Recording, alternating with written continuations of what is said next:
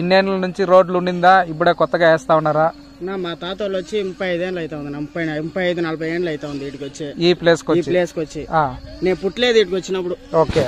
నేను వచ్చి 15 ఏళ్ళకి నేను పుట్టినాను ఇడొచ్చి. మీ తాత వాళ్ళు ఇక్కడికి వచ్చిన 15 ఏళ్ళకి నేను పుట్టినాను. ఓకే. 35 ఏళ్ళుగా ఎమ్మెల్యేగా టీడీపీ గవర్నమెంట్ ఉంది మా ఊర్లో. కానీ మాకు రోడ్డు లేదు, మమ్మల్ని పట్టించుకునే వాళ్ళు నాదోడు ఎవరు లేదు. వైఎస్ఆర్సీపీ వచ్చినాక ఇప్పుడు సీసీ రోడ్ వేస్తా ఉన్నారు, నీళ్లు సౌకర్యం లేకుండా ఉండే. యా గవర్నమెంట్ అడిగినా ఆ గుట్టుకి ఎవరు వేస్తారులే, ఆ గుట్టుకి ఎవరు వేసాక అయ్యలేదు, మీరెవరు మాకు మమ్మల్ని పట్టించుకునేది అనేసి గమనైపోయినారు.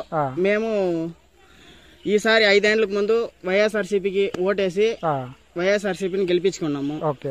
మాకు ఇప్పుడు రోడ్ వేస్తా ఉన్నారు, కంప్లీట్ చేయాలి. చూడండి కంప్లీట్ చేసిన, చాలా వరకు రోడ్ వేసినారు.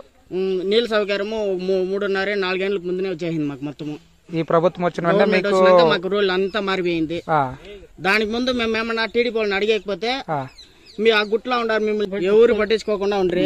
35 ఏళ్ళకి ఎమ్మెల్యేగా గెలుస్తా ఉన్నాడు నారా చంద్రబాబు నాయుడు గారు. కుప్పంలో 35 ఏళ్ళకి ఎమ్మెల్యేగా ఇచ్చేసినారు.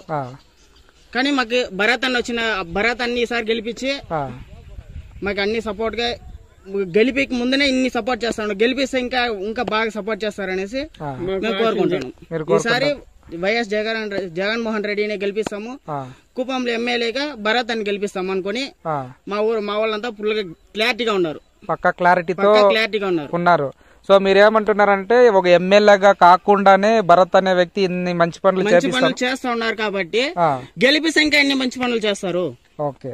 సో మీ నమ్మకం నిజమవ్వాలని మేము కూడా దేవుణ్ణి కోరుకుంటున్నాం. Thank you very much.